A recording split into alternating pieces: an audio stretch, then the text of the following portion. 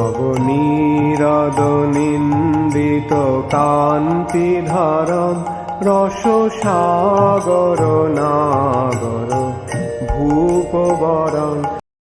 हरे कृष्णा। तो आज हम लोग कंटिन्यू करेंगे 29 नंबर श्लोक से।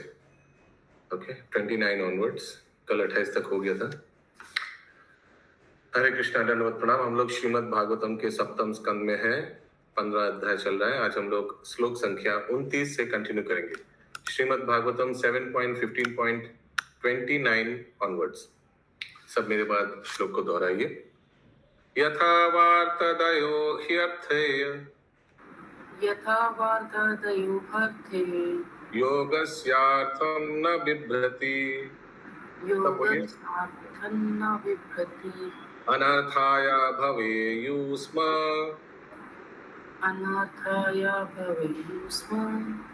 ऊर्तम इष्टम तथा सता। यस, रोहिणी कृपा प्रदायिनी माता जी, अनुवाद। हरे कृष्णा। एक सेकंड, पहले सब देख लीजिए बैकग्राउंड। वो बीच में तो रोकना अच्छा नहीं लगता ना।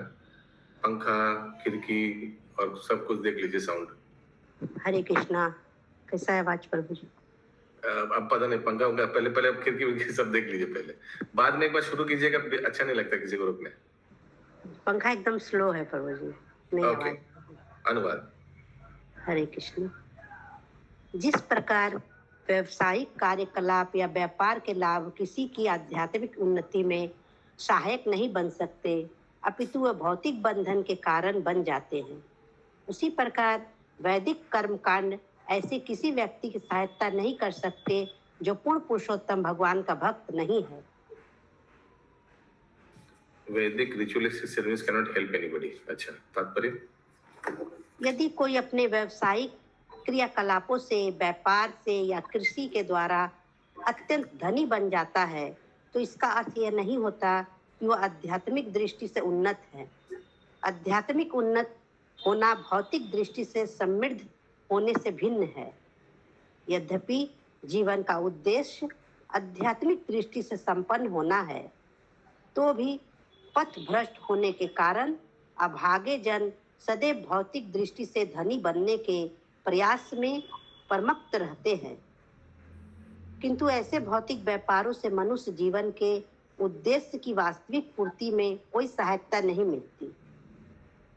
विपरीत इसके भौतिक व्यापारों से मनुष्य व्यर्थ की आवश्यकताओं के प्रति आकृष्ट होता रहता है, जिसके साथ यह खतरा लगा रहता है कि उसे कहीं निम्न योनि में जन्म न लेना पड़े, जैसा कि श्रीमद् भगवत गीता 14.18 में पुष्टि हुई है। ऊर्ध्व गच्छन्ति सत्त्वस्था। नॉर्मल। ऊर्ध्वं गच्छन्ति सत्त्वस्था, ऐसे। ऊर्ध्वं गच्छन्ति सत्त्वस्था मध्ये तिष्ठन्ति राजसा जघन्या गुणा व्यवस्थिता अधो गच्छन्ति तामसाः। जो सत्वगुणी होते हैं वे धीरे धीरे उच्च लोकों को जाते हैं, जो रजोगुणी हैं वे पृथ्वी लोक में रह जाते हैं, और जो तमोगुणी हैं वे नरक लोकों को जाते हैं। विशेष रूप से इस कलयुग में भौतिक उन्नति का अर्थ यह है पतन और निम्न प्रकृति उत्पन्न करने वाली अनेक आवश्यकताएं वस्तुओं के प्रति आकर्षण। अतएव जघन्य गुणा वृत्ति अवस्था, चूंकि व्यक्ति निम्न गुणों से कलुषित रहते हैं, अतएव वे अगले जन्म में या तो पशु या अन्य कोई निम्न योनि में जीवन बिताएंगे। कृष्ण भावनामृत के बिना धर्म का दिखावा भले ही अज्ञानी लोगों के दृष्टि में किसी को लोकप्रिय बना दे, किंतु वास्तव में आध्यात्मिक उन्नति का ऐसा स्वांग किसी को लाभ नहीं पहुंचाता, किसी को जीवन लक्ष्य को चुकने से नहीं रोकेगा। हरे कृष्ण।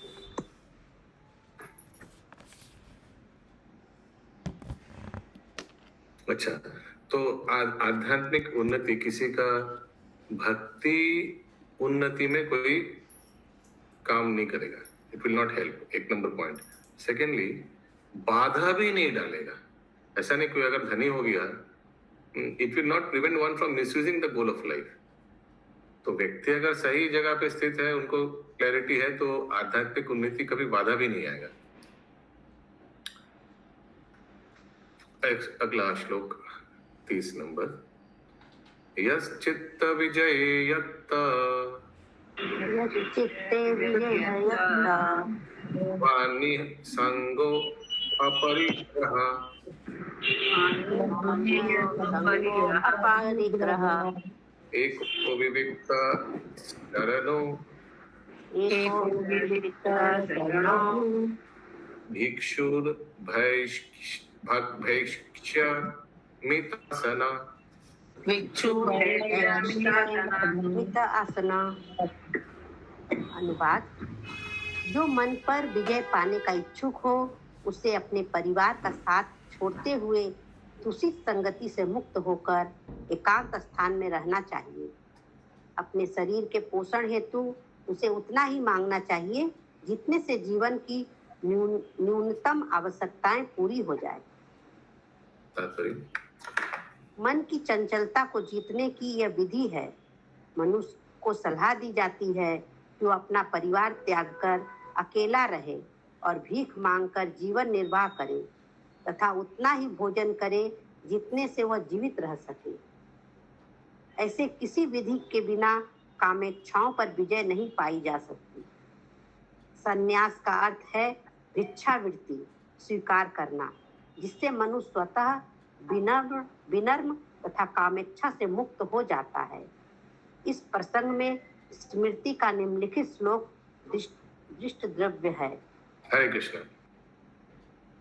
यस, केशवी করুণেশ্বরী মাতাজি আছেন? হ্যাঁ প্রভু। এই সেকেন্ড সেন্টেন্স সন্ন্যাস মানে কি, এটা একটু বাংলাটায় পড়ে শোনান।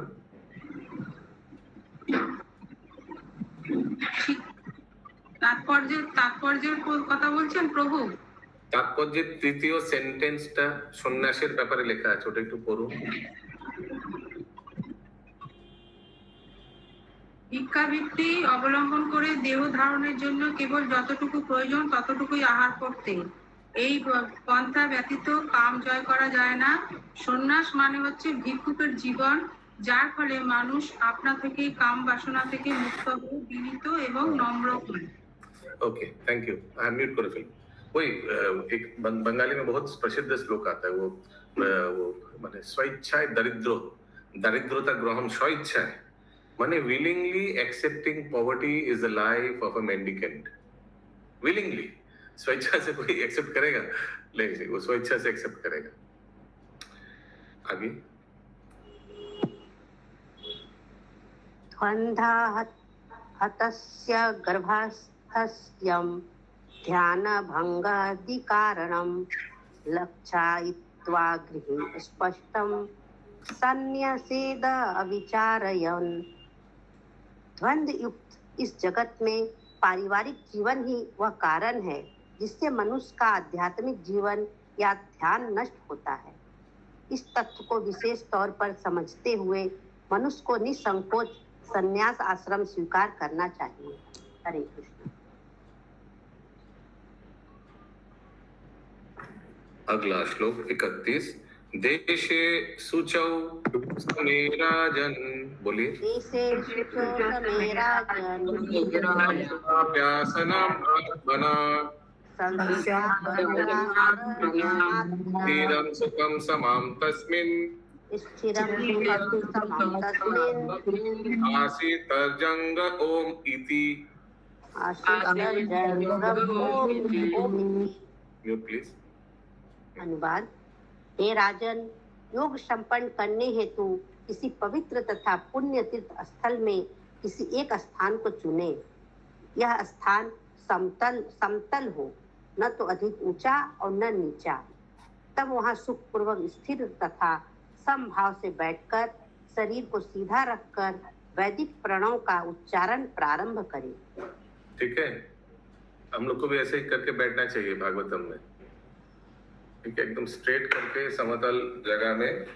कोई बिस्तर बिस्तर में नहीं, लेट जाएंगे, ऐसे करके एकदम समतल जगह में सीधा होकर बैठना चाहिए। बैठकर यहाँ वैदिक मंत्र पाठ करना चाहिए लिखा है, तो यह हम लोग भागवतम श्रवण करेंगे। ठीक है, आप में से कौन कौन एक प्रॉपर स्थान में बैठकर भागवतम क्लास करते हैं? प्रॉपर स्थान, हाथ उठाइए। मैंने आप लोग का एक चेयर टेबल हो या आसन हो, प्रॉपर जगह बनाया आपने ये शास्त्र अध्ययन करने के लिए, क्लास या जपा करने के लिए? कृपया गूगल हाथ उठाइए।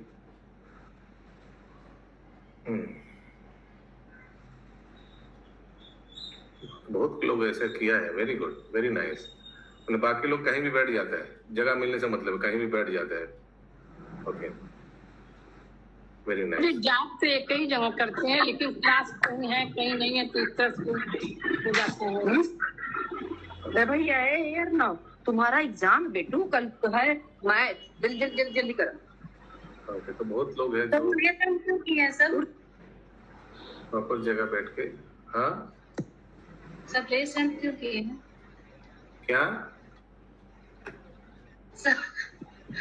माता जी पूछ रहे सब हैंड रेस क्यों किए?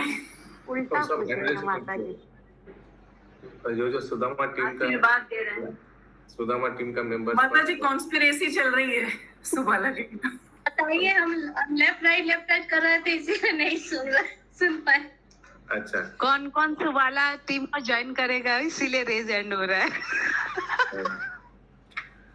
तो ठीक है, तो वही हम लोग जो आलोचना कर रहे थे, सबको एक प्रॉपर स्थान होना चाहिए ये शास्त्र अध्ययन का। यहाँ भी देखिए नारद मुनि वैसे ही बता रहे हैं। और सीधा सीधा बैठने का प्रयास कीजिए, ऐसे सीधा स्ट्रेट करके बैठने का प्रयास कीजिए तो नींद में नहीं आएगा, है ना? तात्पर्य सामान्यतः ओम जप की संस्कृति की जाती है, क्योंकि प्रारंभ में पुरुषोत्तम भगवान को समझना कठिन होता है, जैसा कि श्रीमद् भागवतम 1.2.11 में कहा गया। स्टार्टिंग में हम लोग ओम उच्चारण करते हैं, तो कुछ कुछ मंत्रों का उदाहरण दीजिए गूगल हाथ उठाकर, जिसमें स्टार्टिंग में ओम है। यस, रिपीट मत कीजिए, एक सेकेंड। ये बुरी आदत है महामंजरी माता जी, कभी जाएगा नहीं। ये हर एक बार ऐसा कोई ना कोई करेगा, या तो आप करेंगे, नहीं तो सत्यभामा माता जी करेंगे, नहीं तो चंदा माता जी करेंगे, ऐसे करते रहते कोई। बीच में अचानक घुस के, इसको बोलते हैं हाईजैकिंग। हाईजैकिंग समझते हैं? बाकी लोग बेचारा हाथ उठाया हुआ, आप खुद बीच में आकर बोल के चला गया। यस, सब रिपीट मत कीजिएगा। यस, निर्मला लुमरी माता जी बताइए। वो मैं तो वही बोल रही थी जो मंत्री माता जी बोल चुकी हूँ। मैं भी वही बोलने जा रही हूँ। और कुछ नहीं है क्या उसके अलावा? नहीं, मेरे को और कुछ याद नहीं आया। वेद गामिनी राधा रानी माता जी बोलिए।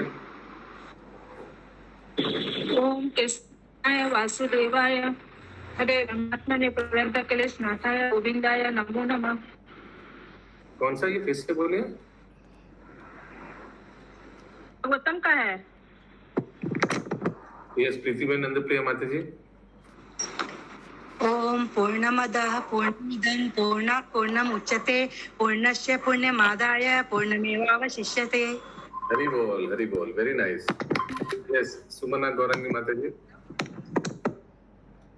प्रभु जी, ओम से तो हम लोग जो सवेरे 13 तिलक करते हैं, ओम केशवाय नमः, ओम नारायणाय नमः, माधवाय नमः, सब तो ओम से ही शुरू होते हैं।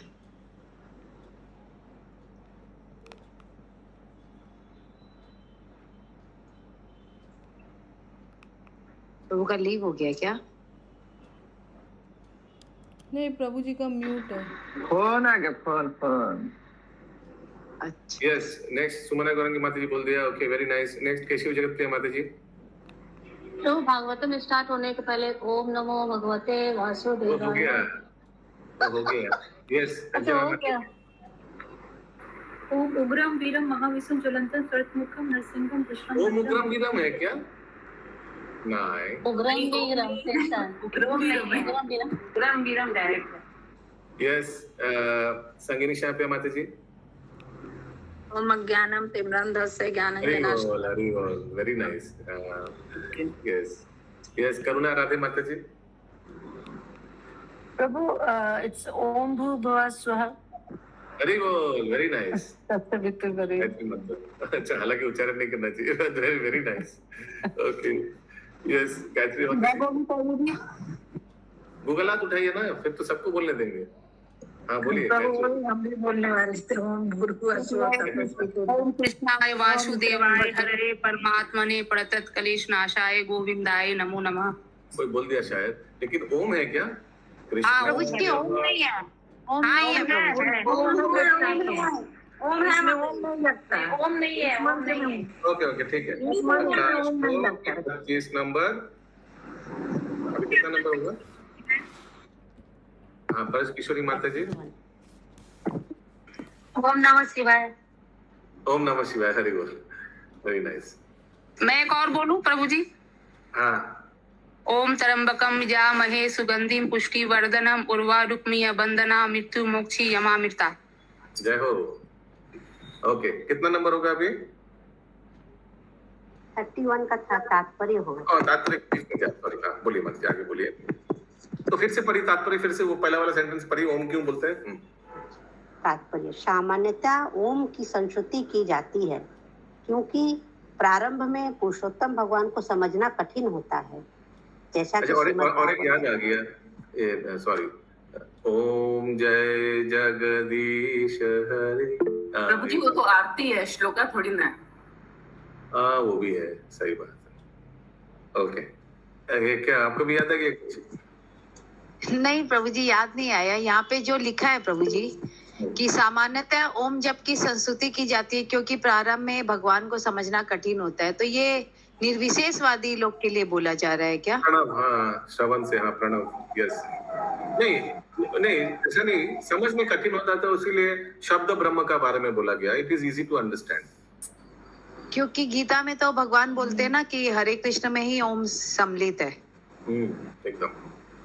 तो फिर यहाँ पे बोल रहे कि जब ओम की संस्तुति की जाती क्योंकि प्रारंभ में भगवान को जानना डिफिकल्ट है, इसीलिए अगर कोई ओम उच्चारण कर ले तो भगवान भगवत कृपा होगा उसको ऊपर।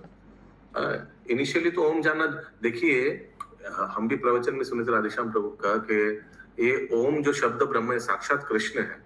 और सोचिए कोई दूसरा धर्म का भी अगर हो तो फिर भी डायरेक्टली इनडायरेक्टली ओम लग ही जाता है ना। कोई अगर प्राणायाम करेगा, अभी योगा में तो बहुत लोग अलग अलग धर्म का सब तो इन्वॉल्व है, हो सकता है कि उन लोग भगवान श्री कृष्ण को मानता नहीं है, लेकिन इनडायरेक्टली तो ओम तो आ ही जाता है ना। योगा में आता नहीं है।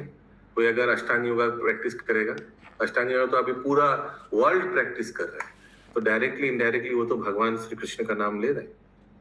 योगा में आता है ना ओम, यस प्रभु, उस तरह से वो सांस को कंट्रोल करते हैं। प्राणायाम में आता है, यस यस। आगे बोलिए माता जी। जैसा कि श्रीमद् भागवतम 1.2.11 में कहा गया है, वदन्ति तत्व तत्वविद अस्त्वत्वं ज्ञानम ध्येयम् अद्वयम् ब्रह्मेति परमात्मेति भगवानिति शब्दते। एक बहुत अच्छा हुआ ना, हम लोग का जो काहुत क्विज में हमने बोल दिया डेली 2 करके ये श्लोका दीजिएगा, इससे श्लोका एक्चुअली बहुत प्रैक्टिस हो जा रहा है इनडायरेक्टली, है ना। यस, आप लोग के भक्ति शास्त्री वाले के लिए तो बम्पर हो। प्रभु जी हम भी अब भगवत गीता पढ़ाते हैं तो श्लोक में पहले ध्यान नहीं देते थे, अब ध्यान देते हैं मेरा भी कि किसके बाद क्या। यस माता जी आगे। विद्वान अध्यात्मवादी जो परम सत्य से परिचित हैं, वो इसे अद्वैत तत्व को ब्रह्म परमात्मा या श्री भगवान का कर पुकारते हैं।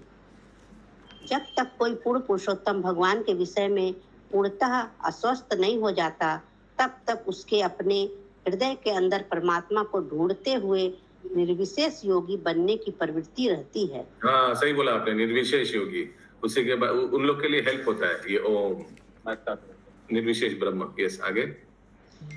ध्यानावस्थिता गत्तेन मनसा पश्यन्ति यम योगिनः।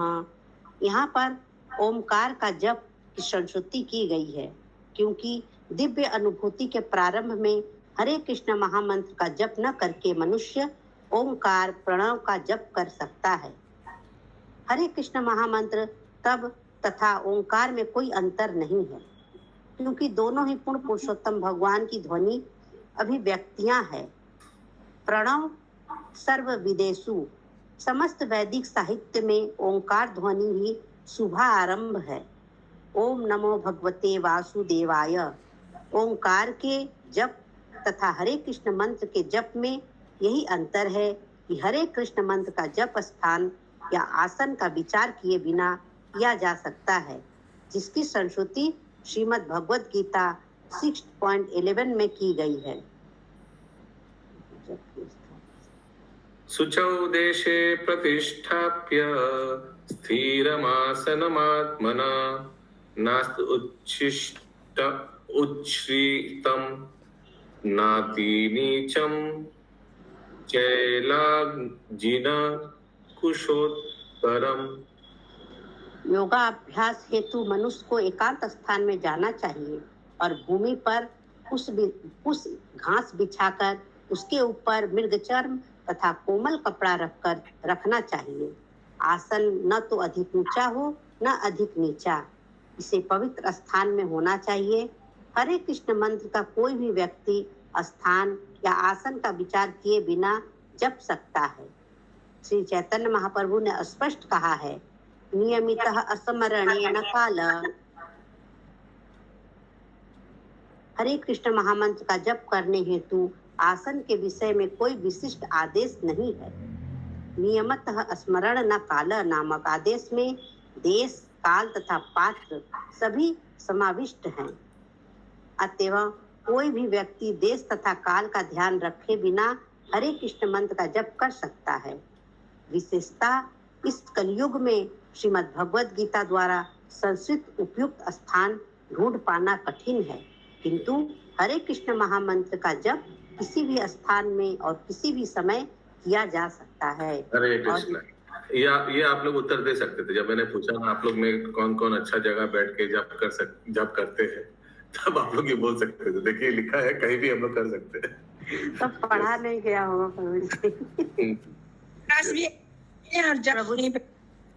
प्रभु। आपने तो पूछा कि भगवत गीता, भागवतम ये सब कौन एक स्थान पे पढ़ता है, आपने हरे कृष्ण महामंत्र का नहीं पूछा था। और इससे तुरंत ही फल मिलता है। फिर भी हरे कृष्ण मंत्र का जप करते हुए विधि विधानों का पालन किया जा सकता है। अतः जप के समय शरीर को सीधा रखा जाए, इससे जापक को सहायता मिलेगी, अन्यथा उसे नींद आ सकती है।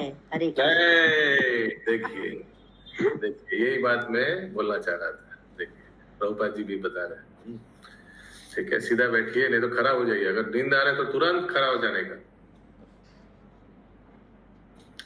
अगला श्लोक 32-33 एक साथ है।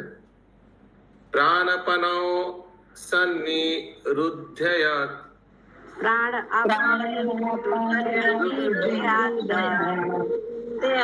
कुंभकरे कचिरे चके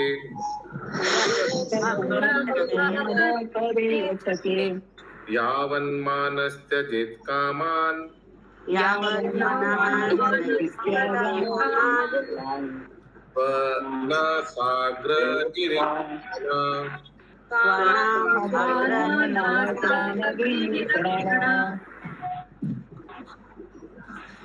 म्यूट कर दीजिए गायत्री माता जी, गायत्री शाह माता जी।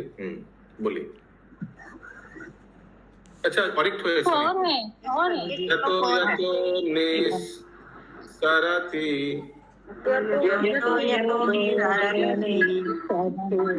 मन कामः तां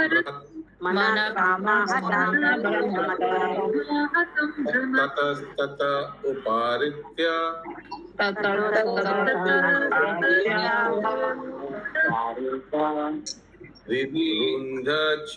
क्षणिर्बुधा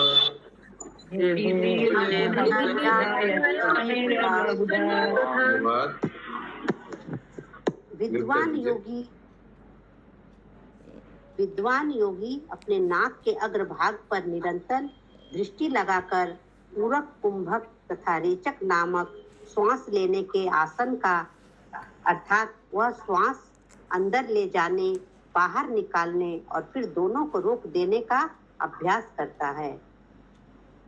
इस प्रकार योगी अपने मन को भौतिक आसक्तियों से रोकता है और संपूर्ण मानसिक इच्छाएं त्याग देता है। जो ही मन कामेच्छाओं के वशीभूत होकर इंद्र तृप्ति की भावनाओं की ओर हटे तो ही योगी को उसे तुरंत वापस लाकर हृदय के अंदर बांध लेना चाहिए। ठीक है, इस तरह से वो अपना इच्छाओं को माने संयम में रखता है, अपने इच्छाओं को। तात्पर्य यहाँ पर योगाभ्यास का संक्षिप्त वर्णन हुआ है। जब यह योगाभ्यास परिपूर्ण होता है तो योगी को अपने हृदय के अंदर पूर्ण पुरुषोत्तम भगवान के परमात्मा स्वरूप का दर्शन होता है। किंतु श्रीमद् भगवद गीता 6.47 में श्री भगवान कहते हैं, योगी नाम अपि सर्वेषां मद्गतेन अंतरात्मनः श्रद्धावान भजन्ते यो माम स यो इतो तमो मत।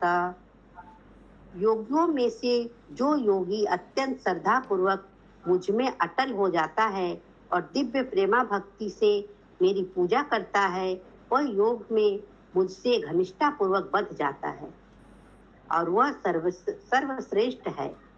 भक्त तुरंत ही पूर्ण योगी बन सकता है, क्योंकि वह अपने हृदय में सदैव भगवान श्री कृष्ण को धारण करते हुए अभ्यास करता है। योगाभ्यास की यह अन्य विधि है। श्री भगवान कहते हैं, मन मना भव मद भक्तो मद्धा जीमा नमस्कुरु। सदैव मेरा चिंतन करो और मेरे भक्त बनो, मेरी पूजा करो और मुझे ही नमस्कार करो। श्रीमद् भगवद गीता 18.65। यदि कोई भगवान श्री कृष्ण को सदा अपने हृदय में धारण करके मन मना भक्ति करता है तो तुरंत उच्च कोटि का योगी बन जाता है। यूँ कहा जाए, भगवान श्री कृष्ण को मन के अंदर रखना भक्त हेतु कोई कठिन कार्य नहीं है। देहात्म बुद्धि के सामान्य मनुष्य हेतु तो योगाभ्यास सहायक सिद्ध हो सकता है, किंतु जो तुरंत ही भक्ति करने लगता है और बिना किसी कठिनाई के तुरंत पूर्ण योगी बन जाता है। हरे कृष्ण।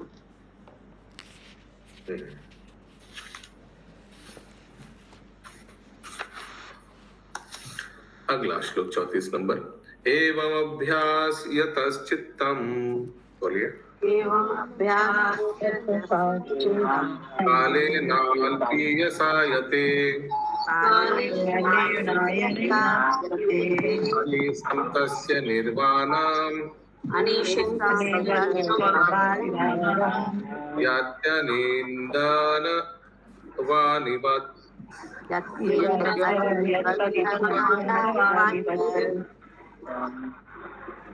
अनुवाद। जब योगी इस प्रकार नियमित रूप से अभ्यास करता है तो अल्प काल में उसका हृदय स्थिर हो जाता है और विचलित नहीं होता। जिस प्रकार लपट या धूम से रहित अग्नि स्थिर हो जाती है। निर्वाण का अर्थ है समस्त भौतिक इच्छाओं का अंत। कभी कभी इच्छा रहित होना मन की क्रियाशीलता की समाप्ति का घोतक होता है, किंतु ऐसा संभव नहीं है। जीव को इंद्रियां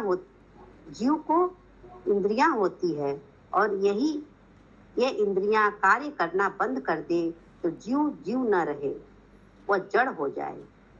पत्थर या काष्ठ की तरह ऐसा संभव नहीं है। जीवित होने के कारण जीव नित्य तथा चेतन है। जो व्यक्ति बहुत प्रबुद्ध नहीं है, उन्हें भौतिक इच्छाओं द्वारा मन को विचलित होने से रोकने हेतु योगाभ्यास करने हेतु कहा जाता है। किंतु यदि कोई अपने मन को भगवान श्री कृष्ण के चरण कमलों पर स्थिर कर लेता है, उसका मन सहज ही शांत हो जाता है। इस शांति का वर्णन श्रीमद् भगवद गीता 5.29 में हुआ है। भोक्ताराम यज्ञतापसाम सर्वलोकम नहीं है, एक सेकंड, तापसाम नहीं है, तपसाम। भोक्ताराम यज्ञतापसाम सर्वलोक महेश्वरम सुहृदम सर्वभूतानां ज्ञातम माम शांति मिच्छति। सूरिदम है, सूरिदम वेल विशर। यदि कोई यह समझ ले कि भगवान श्री कृष्ण परम भोक्ता, हर वस्तु के परम स्वामी तथा सबके परम मित्र हैं, तो उसे शांति प्राप्त होती है और वह भौतिक क्षोभ से मुक्त हो जाता है। किंतु जो पूर्ण पुरुषोत्तम भगवान को नहीं समझ सकता, उसके लिए योगा अभ्यास करने की संस्कृति की गई है। हरे कृष्ण। अगला श्लोक 35। कामादिभिर अनाविद्धम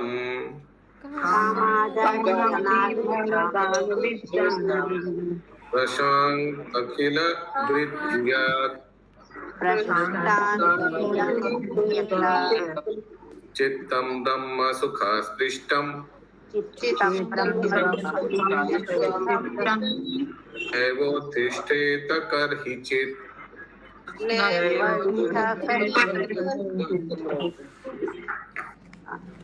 अनुवाद।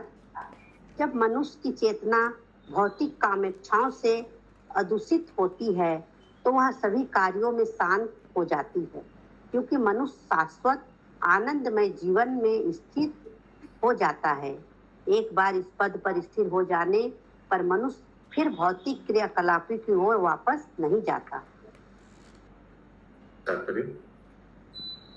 तात्पर्य। ब्रह्म सुखाय स्पष्टम का वर्णन श्रीमद् भगवद गीता 80.54 में भी हुआ है। ब्रह्म भूत प्रसन्न आत्मा न शोचति न कांचति क्षमः सर्वेषु भूतेषु मद भक्तिम लभते पराम। जो दिव्य पद पर स्थिर है उसे तुरंत परम ब्रह्म की अनुभूति हो जाती है और वह पूर्णता प्रमोदित हो जाता है। वह न तो शोक करता है न कभी किसी वस्तु की इच्छा करता है। वो प्रत्येक जीव के प्रति समभाव रखता है। इस स्थिति में वह दिव्य कार्यकलाप या श्री भगवान की भक्ति में सेवा प्रारंभ करता है।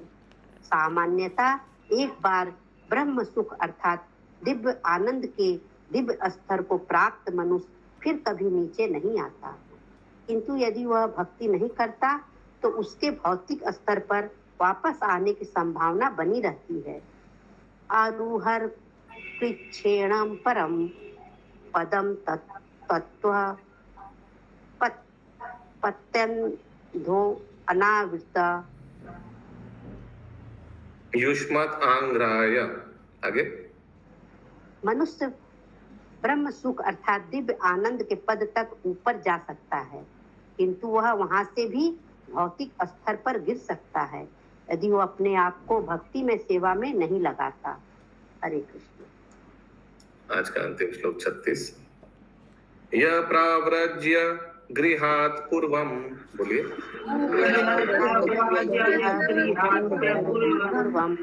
त्रिवर्गावपनात् पुनः यदि सेवेत तान् भिक्षु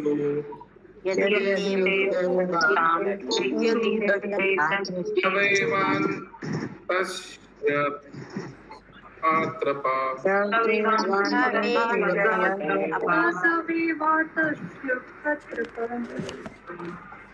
अनुवाद।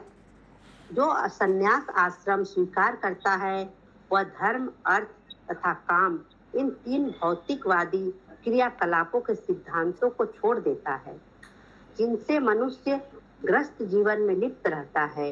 जो व्यक्ति पहले संन्यास स्वीकार करता है किंतु उसके पश्चात ऐसी भौतिकवादी क्रियाओं में लौट आता है, वह वानतासी अर्थात अपनी ही बमन को ग्रहण करने वाला कहलाता है। निसंदेह वह निर्लज्ज व्यक्ति है। समस्त भौतिकवादी क्रियाकलापों का नियमन वर्णाश्रम धर्म संस्थान द्वारा होता है। वर्णाश्रम। यस, बोलिए माता जी। हरे कृष्णा प्रभु जी, क्या है मतलब है इसका? वानताशी और वमन को ग्रहण करने वाला कहलाता है। ऐसा कोई अगर संन्यास ले लिया लेकिन फिर से भौतिक कार्यकलाप करने लगा, जैसे दिया हुआ है ना, उसके आगे वाला सेंटेंस पढ़िए। क्या क्या वो त्याग देता है? धर्म, अर्थ, काम। ये तीन चीज का छोड़ देना चाहिए। लेकिन सन्यासी अगर फिर से धर्म, अर्थ और काम में आसक्त हो गया, वो तो फिर भौतिकवादी होने जा रहे हैं ना। इसीलिए जो चीज उन्होंने उल्टी किया, क्या क्या उल्टी किया, धर्म अर्थ काम उल्टी करके मैंने एकदम अपने ये सब त्याग करके व्यक्ति ने संन्यास लिया, है ना, और उसी को फिर से वैसे ही कार्यकलाप कर रहे हैं। तो इट्स लाइक समझ में आ रहा है ना, उसी को वापस ले रहे हैं। हाँ जी प्रभु। हरे कृष्ण। समस्त भौतिकवादी क्रियाकलापों का नियमन वर्णाश्रम धर्म संस्थान द्वारा होता है। वर्णाश्रम धर्म के बिना समस्त भौतिकवादी कार्यकलाप पशु जीवन की सृष्टि करते हैं। मनुष्य जीवन में वर्ण तथा आश्रम, ब्राह्मण, क्षत्रिय, वैश्य, शूद्र तथा ब्रह्मचर्य, गृहस्थ, वानप्रस्थ एवं संन्यास के नियमों का पालन करते हुए मनुष्य को अंतगत्वा संन्यास स्वीकार करना चाहिए, क्योंकि संन्यास आश्रम में ही मनुष्य ब्रह्म सुख अर्थात दिव्य आनंद में स्थित हो सकता है। ब्रह्म सुख में मनुष्य कामेच्छाओं से आकृष्ट नहीं होता। जब कोई मैथुन की कामेच्छा से विचलित नहीं होता तो वह सन्यासी बनने हेतु उपयुक्त है, अन्यथा उसे संन्यास ग्रहण नहीं करना चाहिए। यदि कोई अपरिपक्व अवस्था में संन्यास ग्रहण कर ले तो यह संभावना बनी रहती है कि वह स्त्रियों से तथा कामेच्छाओं से आकर्षित हो जाए और पुनः तथाकथित ग्रस्त अथवा स्त्रियों का शिकार बन जाए। ऐसा व्यक्ति अत्यंत निर्लज्ज होता है और वानतासी कहलाता है। ऐसा व्यक्ति जो अपने ही वमन किए हुए को फिर खाता है, वह निश्चय ही निंदनीय जीवन बिताता है। अतएव हमारे कृष्ण भावनामृत आंदोलन में यह सलाह दी जाती है कि सन्यासी तथा ब्रह्मचारी स्त्री संग से पूर्णतः दूर रहे, जिससे कि कामेच्छाओं का शिकार होकर पतित होने की संभावना न रह जाए। हरे कृष्णा। ग्रंथराज श्रीमद् भागवतम की जय। श्रील प्रभुपाद की जय।